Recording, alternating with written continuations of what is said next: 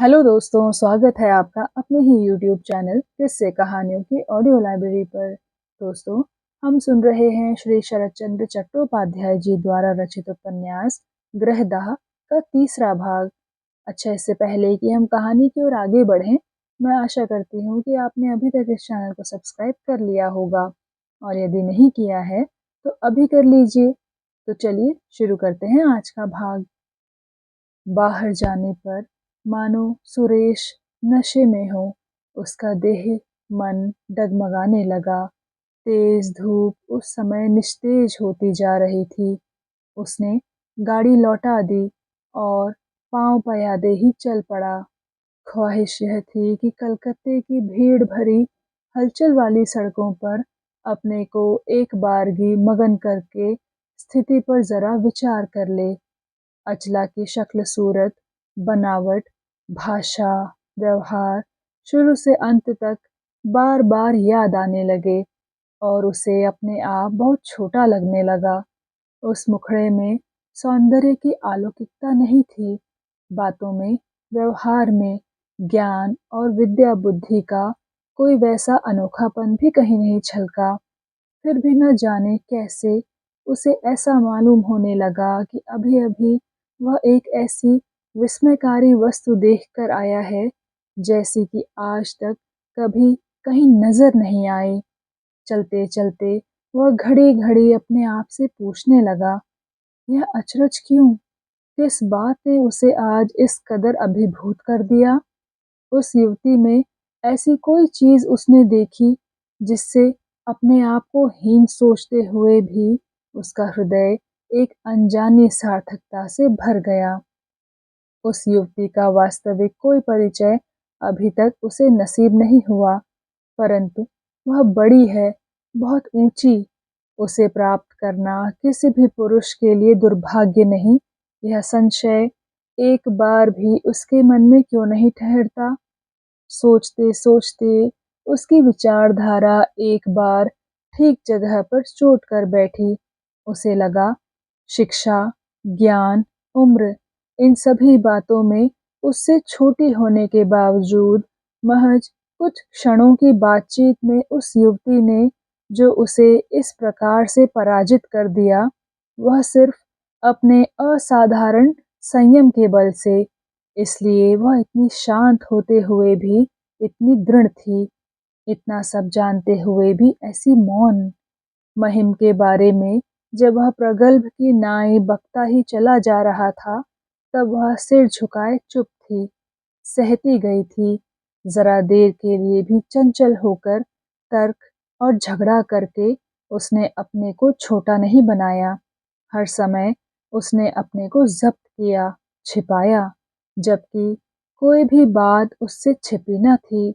महिम को वह कितना प्यार करती है, यह उसने जताया जरूर नहीं, लेकिन उसकी अटूट श्रद्धा किसी प्रकार भी टूटी नहीं।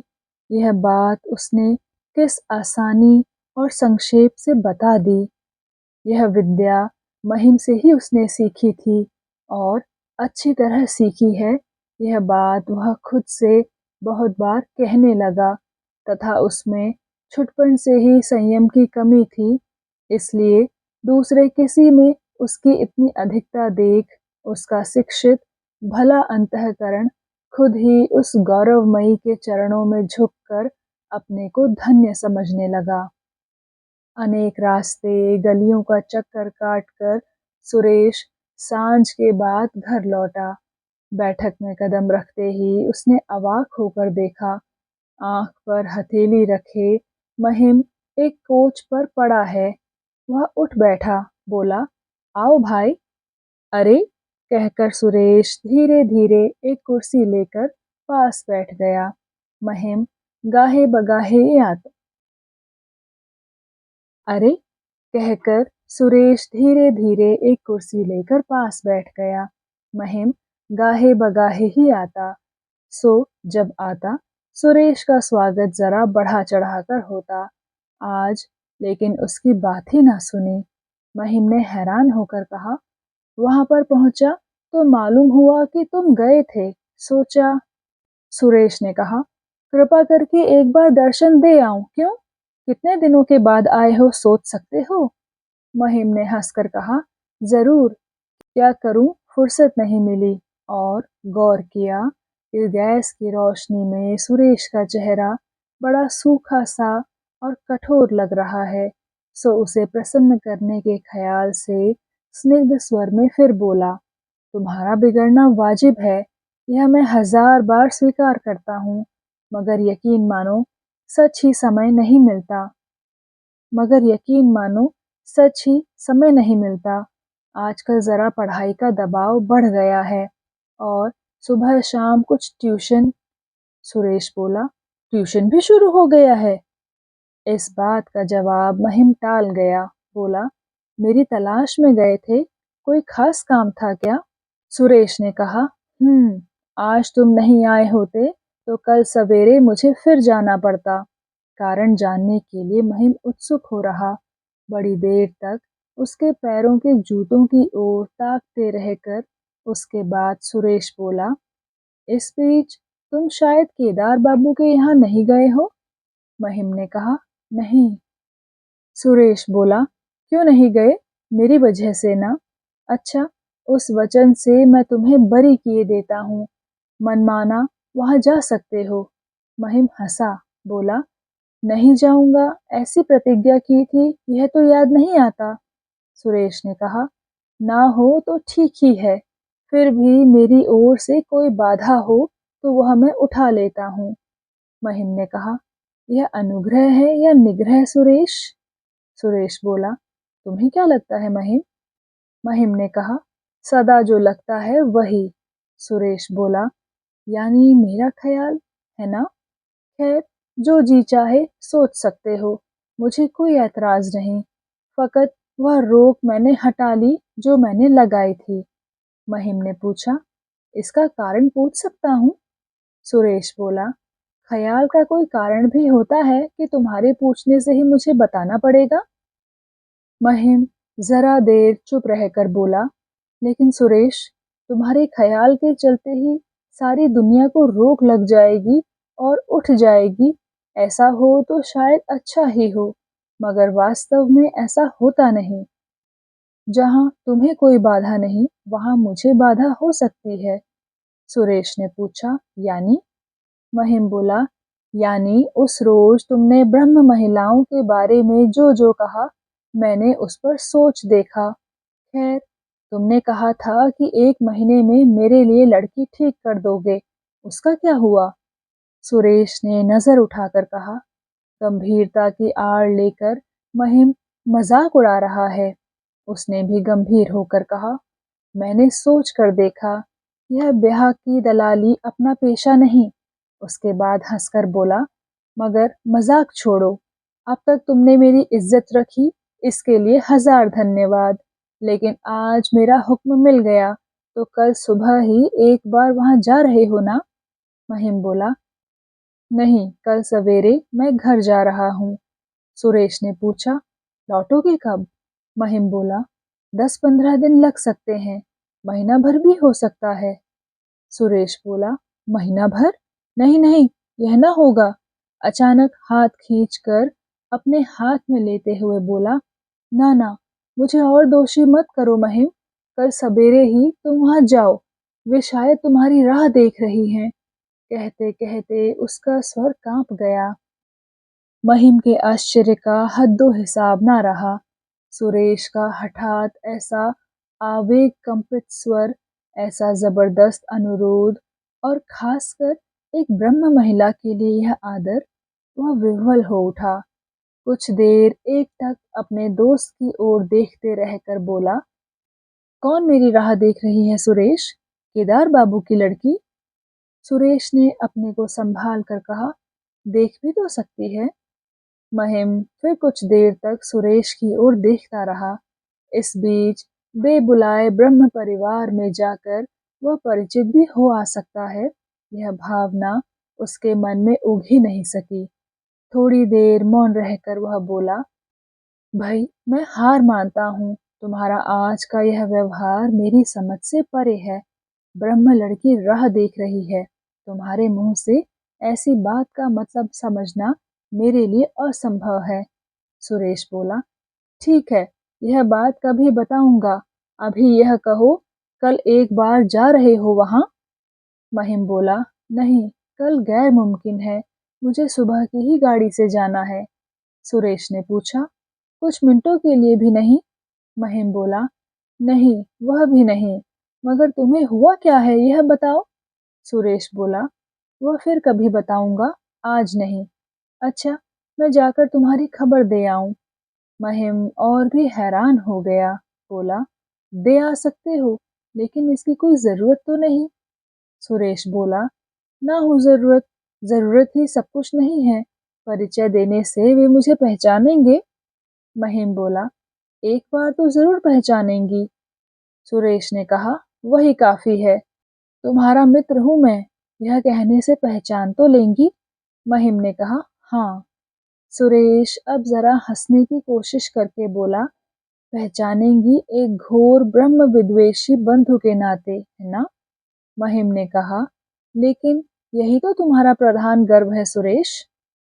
सुरेश बोला, बेशक, कहकर कुछ काल चुपचाप माटी की तरफ ताकता रहा। अचानक उठ खड़ा हुआ, बोला, आज मुझे बेहद नींद लग रही है महिम, मैं चला सोने। और वह अनमना सा धीरे धीरे चला गया। मन ही मन सुरेश निसंशय सोच रहा था कि बात को महिम चाहे जैसे टाल जाए, पर वह उसी के अनुरोध के कारण अचला से भेंट करने को नहीं जा रहा था। प्यार चाहे वह जितना ही करता हो, मगर अभी तक एक ब्रह्म लड़की के आगे अपने बाल्य बंधु को छोटा नहीं दिखा सकता। ऐसी बात कल भी सुनी होती तो गर्व से उसकी छाती 10 हाथ फूल उठती सूने बिछौने पर आज। लेकिन इस बात ने उसे जरा भी आनंद न दिया। उसे केवल यही लगने लगा, किसी न किसी दिन गपशप हंसी मजाक में अजीब सी होकर यह बात अचला के कानों पहुंचेगी। उस दिन सुख की गोदी में बैठी वह अपने पति के इस निकम्मे मित्र की विफल ईर्ष्या का कोई मतलब ही ढूंढ नहीं पाएगी। लेकिन मजाक में भी वह मितभाषिणी कभी कोई सवाल उससे न पूछ सकेगी। शायद मन ही मन हंसकर कहेगी, मिताई के अत्यंत अभिमान से इस आदमी ने नाहक ही कितना परिश्रम किया, झूठी कुढ़न और जलन से कितना जलता रहा। रात उसे अच्छी नींद नहीं आई। जितनी बार नींद खुली, उतनी बार ये कड़वी चिंताएं धिक्कारती हुई कह गई, दूसरे के लिए ऐसे सिरदर्द का रोग तुम्हारा कब छूटेगा सुरेश? सुबह उठकर वह उस दिन के किसी काम में चित्त न लगा सका और दिन चढ़ते चढ़ते गाड़ी से केदार बाबू के यहाँ जा पहुंचा। बैरा ने बताया, बाबू अलीपुर कचहरी गए हैं, लौटने में 3-4 घंटे की भी देर हो सकती है। सुरेश लौटने को हुआ, पूछा, दोनों ही निकल गए हैं? बैरा समझ ना सका, बोला, यह तो मैं नहीं जानता बाबू। सुरेश मुश्किल में पड़ गया। मकान मालिक की गैर मौजूदगी में उनकी जवान लड़की के बारे में पूछना पाछना ब्रह्म परिवारों में शिष्टता के विरुद्ध है या नहीं, वह स्थिर ना कर सका। लेकिन उसे जरूरत उस लड़की से ही थी। बोला, तुम्हारे मालिक को लौटने में इतनी देर नहीं भी तो हो सकती है, मैं घंटा आधा घंटा इंतजार ही कर देखूं। बैरे ने सुरेश को ले जाकर बैठक में बैठाया, कहा, दीदी जी हैं, उन्हें खबर दूं? कहकर वह जवाब के लिए ताकता रहा। उसने कल ही देखा था कि अचला इस भले आदमी के सामने होती है। मन की तीव्र उत्सुकता को जी जान से दबाते हुए सुरेश ने कहा, उन्हें खबर दोगे? अच्छा दो, ना हो तो तब तक उन्हीं से दो एक बातें की जाएं। बैरा चला गया और तुरंत बगल के दरवाजे का पर्दा हटाकर अचला कमरे में आई। सुरेश उठ खड़ा हुआ, बोला, महिम तो घर चला गया। मैंने बार बार कहा एक बार आपसे मिल ले, लेकिन नहीं आया। ऐसा ही कुछ। अचला का चेहरा एक पल के लिए सफेद हो गया, मगर नमस्ते करके वह पास ही एक कुर्सी पर बैठ गई और धीरे से कहा, जाना शायद बहुत ज़रूरी होगा। घर में किसी की तबीयत तो नहीं खराब हुई? नमस्कार करते देख अप्रतिभ होकर सुरेश ने प्रति नमस्कार किया और अपनी उत्तेजना से अचला की शांत गंभीर बातों को तौलकर बेहद शर्मिंदा हुआ। अपनी आवाज को भरसक संयत और स्वाभाविक करके बोला, जरूरत जो भी हो चाहे, वह ऐसी भयानक भी क्या हो सकती है कि 2 मिनट के लिए भी आकर आपसे कह नहीं जा सकता। फिर जब वह ठिकाना ना हो कि कब लौटेगा, आप ही कहें, घर में ही उसका कौन है जिसकी बीमारी में उसे इस तरह से जाना पड़े? मैं तो मर जाने पर भी इस तरह से नहीं जा सकता। अचला के होंठों पर एक लजीली स्निग्ध हंसी खेल गई। बोली, क्योंकि आपकी अभी कोई हुई नहीं है, इसलिए आपने ऐसा कहा। होती तो आप भी इसी तरह उपेक्षा करके चल देते। यह मैं जोर देकर कह सकती हूँ। कुर्सी पर जोरों की एक थाप जमाकर सुरेश ने कहा, हरगिज नहीं। आप मुझे पहचानती नहीं, तभी ऐसा कहा। पहचानती तो नहीं कह सकती। अचला बोली, ठीक तो है, अब पहचान लूंगी और कोई होगी तो जान भी सकूंगी। क्या ख्याल है? सुरेश बोला, अलबत, 1000 बार। इसके सिवा महिम जैसे मित्र से मैं अपनी कोई बात छिपा भी नहीं सकता, छिपाना ठीक भी नहीं समझता। कहकर हठात उत्तेजित हो बोल उठा, आप कहती हैं कोई होगी तो जानेंगी, मगर मैं कहता हूँ आपको बिना बताए, आपकी राय बिना लिए यह होगा ही नहीं, क्योंकि आपको महिम से अलग करके देखने की मुझ में अब मजाल नहीं। आज मेरे लिए आप दोनों अभिन्न हैं। अचला ने सलज्ज मुखड़ा हिलाकर कहा, अच्छा, तब देखा जाएगा, लेकिन वह शुभ दिन आने तक मैं आपके मित्र को दोषी नहीं ठहरा सकती सुरेश बाबू। सुरेश अचानक गंभीर होकर बोला, यह आपकी मर्जी, पर मुझे जांचने का शुभ दिन इस जन्म में आएगा या नहीं संदेह है। खैर छोड़िए उसे। आज सुबह ही आपके यहाँ क्यों हाजिर हुआ मालूम है? कल रात मैं सो ना सका, न आता तो आज भी न सो पाता। यह समझता था मैंने बहुत अपराध किए हैं, आज एक एक आपके सामने स्वीकार कर जाऊंगा, इसीलिए मैं आया हूँ। सुरेश की जबरदस्त खिलाफत अचला से छिपी न थी, इसलिए शंकित सी हो वह चुप देखती रही। सुरेश कहने लगा, कल शाम के बाद घर लौट कर देखता हूँ कि महिम बैठा है। हाँ, आप जरूर जानती हैं कि मैं ब्रह्मों को फूटी निगाहों यानी ब्रह्म समाज को वैसा अच्छा नहीं समझता। अचला ने सिर हिलाकर कहा, हाँ, जानती हूँ।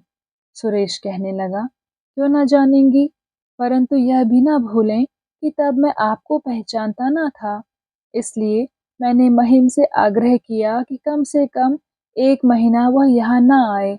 जानती हैं क्यों? अचला ने फिर सिर हिलाकर कहा, नहीं, मगर शायद आपने यह सोचा था कि पुरुषों को कुछ भूलने के लिए 1 महीना काफी है, उससे ज्यादा लगना वाजिब नहीं। सुरेश ने विनीत भाव से इस चोट को ग्रहण कर लिया। कहा, मैं सदा का अबोध हूँ, शायद मन में ऐसा ही कुछ सोचा हो। इसके सिवा आपके खिलाफ मेरी एक खौफनाक साजिश थी। मैंने शपथ ली थी कि 1 महीने के अंदर कहीं लड़की ठीक करके मैं महिम का ब्याह करा दूंगा। जैसे भी हो, उसे इससे रोकना है। मेरा मित्र होकर वह एक स्त्री के मुंह में समाज को छोड़कर चला जाए, यह न हो सके। रुकी सांस छोड़कर अचला ने कहा, फिर? उसके फीके मुखड़े की ओर देखकर सुरेश जरा मुस्कुराया। कहा, उसके बाद डरने की बात नहीं, मैंने वह पाप इच्छा छोड़ दी है। आज आपके सामने यह कबूल करता हूँ। कल रात मैंने आपसे भेंट कर जाने के लिए उससे बड़ा अनुरोध किया। एक दिन मेरा अनुरोध उसने माना था, कल नहीं माना। आपसे मिले बिना ही वह कलकत्ते से चला गया। अचला ने पूछा, जाने का कोई कारण बताया था? सुरेश बोला, नहीं, काम है, बस यही। अचला और एक निश्वास छोड़कर मानो अपने आप से कहने लगी, ज़रूरत और ज़रूरत, सदा से उनसे यही सुनती आई हूँ, ज़रूरत ही सदा उनका सर्वस्व है। सुरेश ने कहा, खत डालकर भी तो आपको बता सकता था। अचला ने सिर हिलाकर कहा, नहीं, खत वे नहीं लिखते। सुरेश ने कुछ देर चुप रहकर नजर उठाकर ताका, बोला, कभी यह भी नहीं बताता कि कौन सी जरूरत है। उसका सुख दुख, भला बुरा, सब मानो उसका अकेले का है। स्वार्थी, कभी किसी को हिस्सा ना लेने दिया। इसके लिए छुटपन से वह मुझे कितना सताता आया है, इसका ठिकाना नहीं। बेरहम, लगातार उपवास कर कर के वह मेरे खाने पहनने को विषाक्त करता रहा है, मगर कभी उसने मेरी खातिर भी मेरे हाथ से कुछ ना लिया। मुझे डर है, जिस संग दिल से मुझे कभी सुख नहीं मिला, उसके साथ आप ही क्या सुखी हो सकेंगी। देखते ही देखते उसकी दोनों आंखें आंसुओं से झगमगा उठी। झटपट पहुंचकर जबरदस्ती जरा हंसते हुए बोला, मेरा बाहरी रूप देखने में बड़ा सख्त है, लेकिन अंदर उतना ही दुर्बल। महिम इसका ठीक उल्टा है, पर तो भी हम दोनों जैसी मिताई दुनिया में शायद बहुत कम होगी। नजर झुकाए अचला ने धीमे से कहा, मुझे मालूम है सुरेश बाबू, और यह भी जानती हूँ कि वह मिताई आज भी वैसी ही बनी है। बचपन की सारी पुरानी स्मृतियां सुरेश के कलेजे में आलोड़ित हो उठी। आंसू रूंधे स्वर में बोला, जब मालूम ही है तो आज मुझे यह भीख दें कि अनजाने में आप लोगों से जो दुश्मनी मैंने की, वह अपराध अब मेरे कलेजे में ना बिंधे। उसकी आवाज आवेग से फिर रुंध गई और इस अकुलाहट से अचला का हृदय भी मानो डोल उठने लगा। उमड़ते हुए आंसू को छिपाने के लिए मुंह फेरते ही उसने देखा, पिताजी द्वार पर आकर खड़े हुए। सुरेश को देखकर केदार बाबू ने खुश होकर कहा, अरे सुरेश बाबू। सुरेश ने खड़े होकर नमस्ते किया। उन्होंने खड़े खड़े ही पूछा, महिम की क्या खबर है, उसका तो पता ही नहीं। सुरेश ने कहा, वह बड़े जरूरी काम से सुबह की गाड़ी से घर चला गया, मैं यही कहने आ गया। केदार बाबू ने हैरत में आकर कहा, घर चला गया?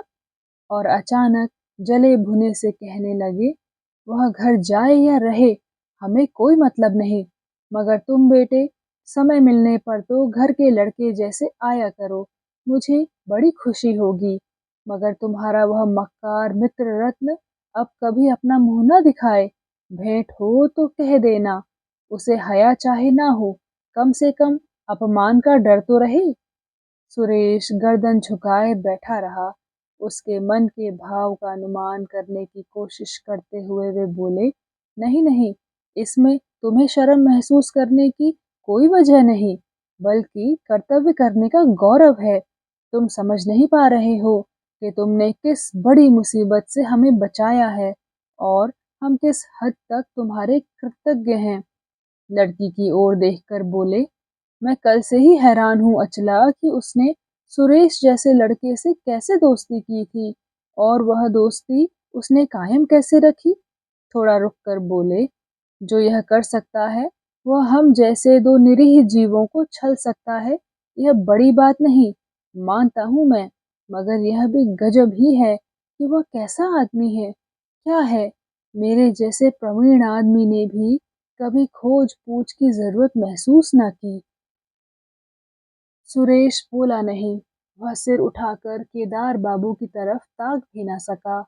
जरा देर इंतजार करके पोशाक की ओर देखकर केदार बाबू ने कहा, मुझे बहुत सी बातें पूछनी है बेटे, तुम जरा बैठो, मैं कपड़े बदल आऊं। कहकर वे जाने लगे कि सुरेश ने कहा, मुझे देर हो चुकी है, आज मैं चलूं, फिर कभी आऊंगा। वह व्यस्त होकर उठ खड़ा हुआ और किसी तरह नमस्कार करके निकल पड़ा। लेकिन अगले ही दिन वह वहां दिखाई पड़ा और उसके दूसरे दिन भी ठीक उसी समय उसकी गाड़ी की आवाज़ नीचे आकर थमी, लेकिन उसके बाद वाले दिन भी जब उसकी गाड़ी की आवाज़ सुनाई पड़ी तो देर हो चुकी थी। नहाने खाने के लिए तकाजा करके अचला पिता को उठाना चाह रही थी, मगर वे उठ ना सके। सुरेश को बैठाकर वे गप करने लगे। सुरेश यह गौर कर रहा था, इसलिए मुख्तसर दो एक बात करके ही वह उठने लगा। इतने में उसके सिर के रूखे सूखे बालों को देखकर केदार बाबू अचानक परेशान हो उठे। बोले, तुम्हारा तो नहाना खाना भी नहीं हुआ है बेटे। सुरेश ने हंसकर कहा, जी, मेरा नहाना खाना जरा देर से ही होता है। केदार बाबू ने सुना ही नहीं मानो, बोल उठे और पल ही में एक बारगी व्यस्त हो उठे। हैं, नहाना खाना नहीं हुआ? ना, अब एक मिनट भी देर ना करो, यहीं नहाकर जो बने खा लो। बिटिया, जरा जल्दी करो, 12 बज गए। और बहरा आदि के नाम चीख पुकार करते हुए वे निकल गए। अचला अब तक स्थिर खड़ी थी, अब भी उसमें किसी तरह की चंचलता नहीं दिखी। पिता के चले जाने के बाद उसने धीरे से पूछा, आप हमारे यहाँ कुछ खा सकेंगे? सुरेश ने सिर उठाकर अचला की ओर देखते रहने के बाद कहा, आपकी क्या राय है? अचला ने कहा, आप तो सभी ब्रह्म के यहाँ खाते नहीं। सुरेश बोला, नहीं, नहीं खाता, मगर आप लाएंगी तो खा लूंगा। फिर जरा ठहर कर बोला, शायद आप सोच रही हैं कि मैं मजाक कर रहा हूँ, मगर नहीं, आप देंगी तो मैं सच ही खाऊंगा। कहकर वह देखने लगा। अचला ने मुंह झुकाकर अपनी हंसी छिपाई, बोली, मैंने सच ही सोचा था कि आप मजाक कर रहे हैं। कल तक जिनके घर जाने में भी आपकी घृणा का अंत नहीं था, आज ही उन्हीं में से एक के हाथ का छुआ खाने की प्रवृत्ति आपको कैसे होगी, मैं तो सोच ही नहीं पाती सुरेश बाबू। सुरेश ने मलिन मुख और दुखी स्वर में कहा, आखिर इतनी देर बाद आपने यही निष्कर्ष निकाला कि आपके हाथ का खाने में मुझे घृणा होगी? अचला ने कहा, लेकिन यही सोचना तो स्वाभाविक है सुरेश बाबू। आप जैसे एक उच्च शिक्षित सज्जन की सदा की बंधी सामाजिक धारणा एकाएक एक ही दिन में अकारण ही बह जाएगी, यही सोचना क्या सहज है? सुरेश ने कहा, नहीं, वह सहज नहीं, मगर अकारण नहीं है, यही कैसे सोच रही हैं? कारण हो भी सकता है। कहकर वह इस तरह से देखता रह गया कि उत्तर देने में अचला बिल्कुल हैरान रह गई। उसकी बात से उसे चोट लगी है, यह तो उसकी शक्ल देखकर ही वह समझ गई थी, और एक तरह का हिंसक आनंद भी उठा रही थी। लेकिन वह पीड़ा अचानक उसके चेहरे को एक बार भी राख सा रूखा कर सकती है, यह उसने सोचा भी नहीं था, इच्छा भी ना की थी। इसलिए खुद को पीड़ित होकर जबरदस्ती जरा हंसकर बोली, सोच देखिए, आप जैसे कठोर प्रतिज्ञा आदमी भी। सुरेश उसकी बात काट कर बोला, हाँ, बह जाता है। उसका स्वर कांपने लगा। बोला, आपने एक दिन की बात कही, मगर पता है आपको, एक दिन के भूकंप में आधी दुनिया पाताल में डूब सकती है। एक दिन कम नहीं होता। कहकर वह फिर एकटक देखता रहा। अचला डर गई। सुरेश के चेहरे पर कैसी एक सूखी पांडुरता थी। कपाल की दोनों नसें लहू से फूली, आंखें दम दम कर रही थी, जैसे वह झपट्टा मारकर किसी चीज को पकड़ना चाहता है। एक तो गर्मी, जिस पर इतनी देर तक नहाना खाना नहीं हुआ। पिछली रात बिल्कुल नींद नहीं आई। उसके पाँव के नीचे की जमीन तक अकस्मात मानो हिल उठी। सुर्ख आंखों को फाड़ कर वह बोला, ब्राह्मों से घृणा करता हूँ या नहीं, यह जवाब ब्राह्मों को दूंगा, लेकिन आप मेरे आगे उनसे बहुत ऊपर हैं। उसकी उन्मादी भंगिमा से अचला डर के मारे काठ हो गई। किसी तरह इस प्रसंग को दबा देने की नीयत से वह डरी सी कहने लगी, कमबख्त बैरा। लेकिन वह अस्फुट धीमी आवाज सुरेश की रोष भरी ऊंची आवाज में दब गई। वह वैसे ही तीव्र स्वर में कहने लगा, महज 2 दिनों का परिचय, बेशक, मगर जानती हैं, दिन, घंटा, मिनट में महिम को मापा जा सकता है, सुरेश को नहीं। वह स्थान काल से परे है। भूमिकंप देखा है जो पृथ्वी को ग्रास करता है? व्याध से डरी हुई हिरनी सी अचला पलक मारते उठ खड़ी हुई और बोली, आपके नहाने का बंदोबस्त? कहकर कदम बढ़ाते ही सुरेश ने सहसा आगे झुककर अचला का हाथ खींच लिया। वह उत्तेजित और आकस्मिक खिंचाव सह लेना औरत के बस का नहीं। वह सुरेश के बदन पर औंधी जा गिरी। भय और विस्मय को पार कर उसने आर्त कंठ से कहा, बाप रे! आवाज कांपते होठों से निकलते न निकलते सुरेश उसके दोनों हाथों को अपनी छाती में खींचकर पुकार उठा, अचला! अचला आंखें उठाए मूर्छित मंत्रमुग्ध की भांति देखती रही और सुरेश भी जरा देर के लिए कुछ न बोल सका। सिर्फ उसके बेहद जलते होठों से कैसी तो एक तीखी जलन छिटकती रही।